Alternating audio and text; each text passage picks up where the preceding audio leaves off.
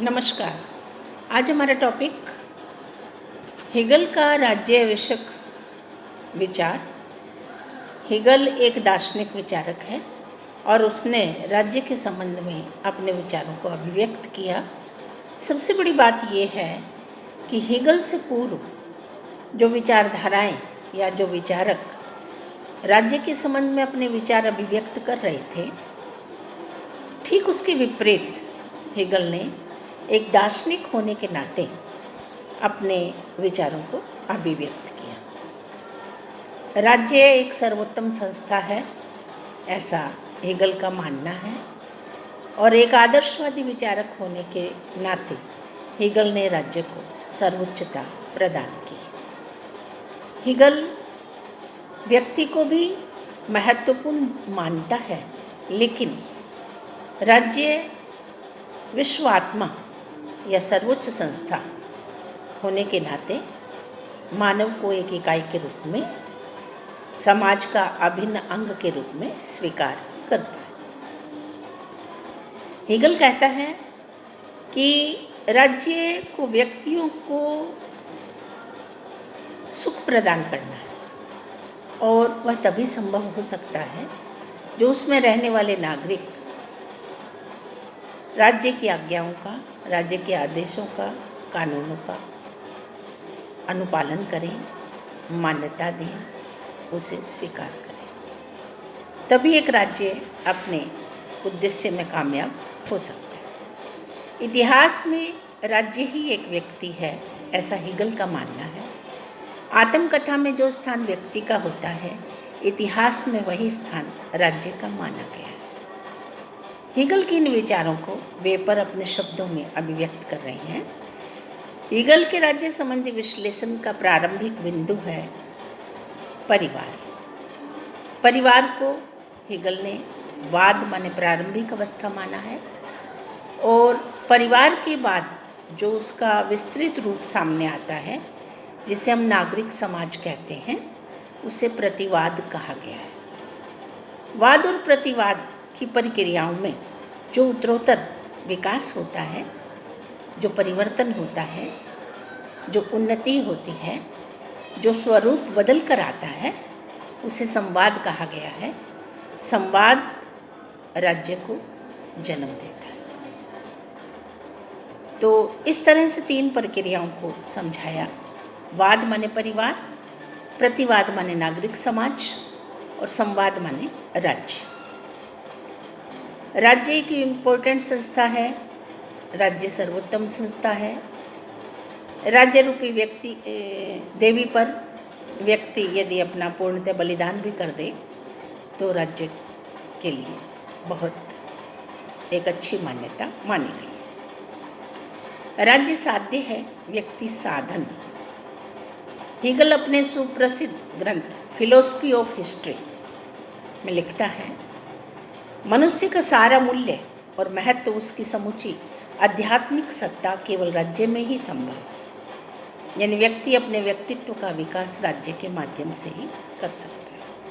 Hegel के ही शब्दों में राज्य निरंकुश, सर्वशक्तिमान, अभ्रांत, जो कभी गलत नहीं होता। राज्य निरंकुश, सर्वशक्तिमान, अभ्रांत है। राज्य तो पृथ्वी पर परमेश्वर की अवधारणा है। यह पृथ्वी पर अस्तित्वमान एक दैवीय विचार है। यानी राज्य साध्य है, व्यक्ति साधन। राज्य का अपना लक्ष्य है, अपना स्वाभिमान है, अपना पद प्रतिष्ठा है, अपना स्थान है, और राज्य की माध्यम से ही व्यक्ति के विकास को संभव किया जा सकता है। राज्य तथा स्वाधीनता। स्वाधीनता राज्य एक संस्था हो गई। स्वाधीनता व्यक्ति से रिलेटेड है। स्वतंत्रता जिसको हम कहते हैं, मानवीय चेतना स्वतंत्रता चाहती है। स्वतंत्रता राज्य की मांग करते हैं। यानी मानवीय चेतना स्वतंत्रता चाहती है। स्वतंत्रता के लिए अधिकार चाहिए, और अधिकार राज्य द्वारा ही प्रदत्त किए जाते हैं। अपने व्यक्तिवादी विचारधारा में भी देखा कि कुछ मौलिक अधिकार व्यक्ति में जन्म से ही होते हैं, लेकिन फिर भी उन्हें संरक्षण प्रदान करने के लिए राज्य चाहिए। यहाँ भी इसी बात को स्वीकार किया गया है कि पूर्ण राज्य का वास्तविक स्वतंत्रता का प्रतिरूप होता है और राज्य के अतिरिक्त अन्य कोई भी वस्तु स्वतंत्रता को वास्तविक रूप प्रदान नहीं कर सकती। यानी राज्य ही है जो व्यक्ति की स्वतंत्रता को बरकरार रख सकता है। हेगल का मस्तिष्क जर्मनी के एकीकरण के क्वेश्चन से चिंतित था, अतः उसने व्यक्ति को राज्य में विलीन करते हुए कुछ भी हिचकिचाहट नहीं की। यानी उसका कहना है व्यक्ति को राज्य पर समर्पण हो जाना चाहिए, व्यक्ति को राज्य के लिए ही काम करना चाहिए। राज्य रूपी देवी पर व्यक्ति का बलिदान हो जाए तो भी कोई फर्क नहीं पड़ता। तो हेगल ने ये सब बातें क्यों की? क्योंकि उसका दृष्टिकोण राष्ट्रवादी भी था, राष्ट्रहित में था, और राष्ट्रहित से बढ़कर लेखक ने किसी चीज़ को मान्यता नहीं दी। इसलिए वो कहता है व्यक्ति की ज़रूरतें पूरी राज्य के माध्यम से हो रही हैं, होती भी हैं, और व्यक्ति को पूर्णतः राज्य के प्रति समर्पित हो जाना चाहिए। फिर हेगल का दृष्टिकोण में हम पॉइंट पढ़ते हैं राज्य और नैतिकता। देखिए, नीति शास्त्र एक ऐसा पहलू है जो ये सिखलाता है उचित क्या है, अनुचित क्या है, छल क्या है, बुराई क्या है, अच्छाई क्या है, कर्तव्य क्या है, अकर्तव्य क्या है, भला क्या है, बुरा क्या है। ये प्रत्येक मानव में देवीय गुण और आसुरी गुण पाए जाते हैं, लेकिन नीति शास्त्र में अच्छाइयों पर ज़्यादा बल देकर कार्य करने के लिए प्रेरित किया जाता है। राज्य और नैतिकता, लेखक कहता है राज्य तो स्वयं एक कानून की अनुपालना करने वाली सर्वोत्तम संस्था है, और वो नैतिकता से भी ऊपर है। उसका कहना है वो नैतिकता से भी ऊपर है। क्यों? क्योंकि राज्य के कानूनों के पालन में ही निहित है। हेगल से पूर्व किसी भी दार्शनिक ने राज्य को नीति, नैतिक निरंकुशता का प्रतिपादन नहीं किया था। यानी इस तरह से खुलकर अभिव्यक्ति नहीं दी थी किसी लेखक ने। कोई राज्य को नैतिक संस्था मानता है, कोई राज्य को नीति शास्त्र और राजनीति शास्त्र से अलग नहीं करना चाहता। कुछ लेखक हैं वो कहते हैं राज्य नैतिकता से और धर्म से बिल्कुल अलग रहना चाहिए। कोई समाहित करना चाहता है, कोई अलग करना चाहता है, कोई उसके अकॉर्डिंग चलाना चाहता है। लेकिन यहाँ लेखक कह रहा है राज्य का अपना विवेक है, राज्य सर्वोत्तम है, विश्वात्मा का प्रतीक है, वो जो आज्ञा पालन करवाएगा उसमें समुचित नागरिकों का विकास है, तो वह नैतिकता से बहुत ऊपर है। हेगल का कहना है राज्य को नैतिकता को मानने की बजाय आदेशों की अनुपालना करवाना जरूरी है, जिससे उसके लक्ष्य और कार्यों की पूर्ति हो सके। फिर पॉइंट आता है राज्य और समाज। अब देखिए, समाज, यदि हम अरिस्टोटल के विचार को पढ़ें तो मनुष्य एक सामाजिक प्राणी है, उसकी अनंत आवश्यकताएं हैं। अनंत आवश्यकताओं की पूर्ति के लिए वह घर, परिवार, समाज व राज्य में रहता है। लेकिन यहाँ लेखक हेगल समाज से भी ज़्यादा उच्च राज्य को मान रहा है। समाज तो एक राज्य से पूर्व की प्रारंभिक अवस्था है जिसमें व्यक्ति रहता है और कुछ उसकी इच्छाओं की पूर्ति होती है। उसकी समुचित जो आवश्यकताएं हैं, युद्ध है, बाह्य आक्रमण है, सशस्त्र विद्रोह है, आंतरिक शांति है, उसकी आवश्यकताएं हैं, जो भी नीड है व्यक्ति की, वो राज्य के माध्यम से ही पूरी की जा सकती है। इसमें फिर वो वाद प्रतिवाद संवाद की बात समझा रहा है। परिवार प्रारंभिक इकाई है, समाज, नागरिक समाज प्रतिवाद है, राज्य संवाद है।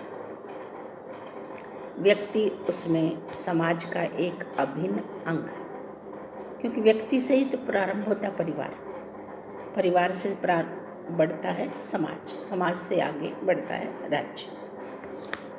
तो लेखक ने समाज सार्वभौम आत्मा के विकास में राज्य से पहले की अवस्था है। उसका आधार स्वार्थ और प्रतियोगिता है, लेकिन राज्य सार्वभौम आत्मा के विकास की सर्वोत्तम अवस्था है और इस दृष्टि से समाज की तुलना में राज्य सर्वोच्च। फिर पॉइंट आता है अंतर्राष्ट्रीय क्षेत्र और राज्य की उत्पत्ति, युद्ध संबंधी विचार। देखिए, अंतर्राष्ट्रीय क्षेत्र में राज्य को ये स्वतंत्रता प्रदान करता है, सार्वभौमिकता प्रदान करता है। राज्य डिसीजन मेकर है, उस पर किसी तरह का अंतर्राष्ट्रीय कानून की कोई मान्य प्रतिबंध नहीं होने चाहिए। सार्वभौम सत्ता है राज्य, उसे ही देखना है युद्ध बाह्य आक्रमण की स्थिति को कैसे निपटना है, आंतरिक अव्यवस्था से कैसे छुटकारा दिलाना है, क्या निर्णय लेना है क्या नहीं, अपने विवेक का प्रयोग करना है। तो हिगल ने युद्ध पर बल दिया, क्योंकि जो लेखक आदर्शवादी होते हैं, जो राज्य को सर्वोत्तम मानते हैं, वो राज्य को शक्तिशाली भी बनाना चाहते हैं। क्योंकि यदि राज्य की बागडोर संभालने वाली सत्ता शक्तिशाली नहीं होगी तो बाहर की ताकतों को भी संभालना मुश्किल है, आंतरिक अव्यवस्था से निपटना भी मुश्किल है। इसलिए लेखक का कहना है शांति तो व्यक्ति को भ्रष्ट कर देती है, पूर्णतः शांति और भी भ्रष्ट कर देती है। यानी अशांति रहनी चाहिए। अशांति माने ऐसा वातावरण बना रहना चाहिए संकट का, क्योंकि संकट काल एक ऐसी स्थिति है जो तुरंत निर्णय की मांग करती है। और दूसरी बात ये है कि जो अनेक समूह होते हैं वो राष्ट्रीयता की भावना पर एक हो जाते हैं, राष्ट्रहित में एक हो जाते हैं, एक विचारधारा से सोचने लगते हैं। यानी राष्ट्र को संगठन में बदलना है तो युद्ध और राष्ट्रीयता की भावना का विचार होना चाहिए।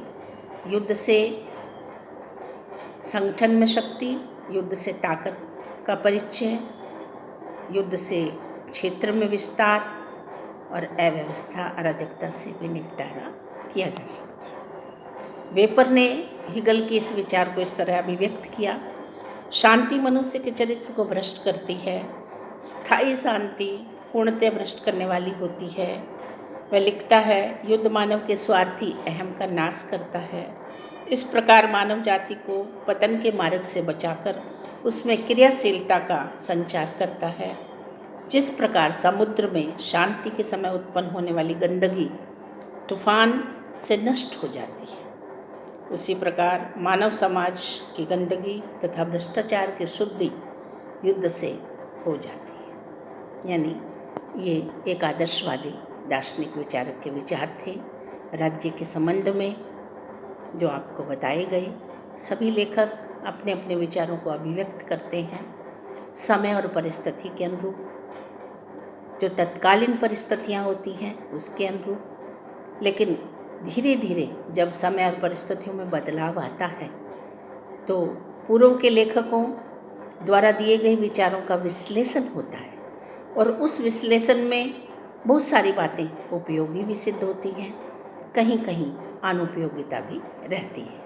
ये समय और परिस्थिति पर निर्भर करता है और उस समय के समाज और नागरिकों की प्रबुद्धता और विवेक और नियम और कानूनों पर भी निर्भर करता है। तो लेखक ने अपने विचारों को अभिव्यक्त किया। नमस्कार।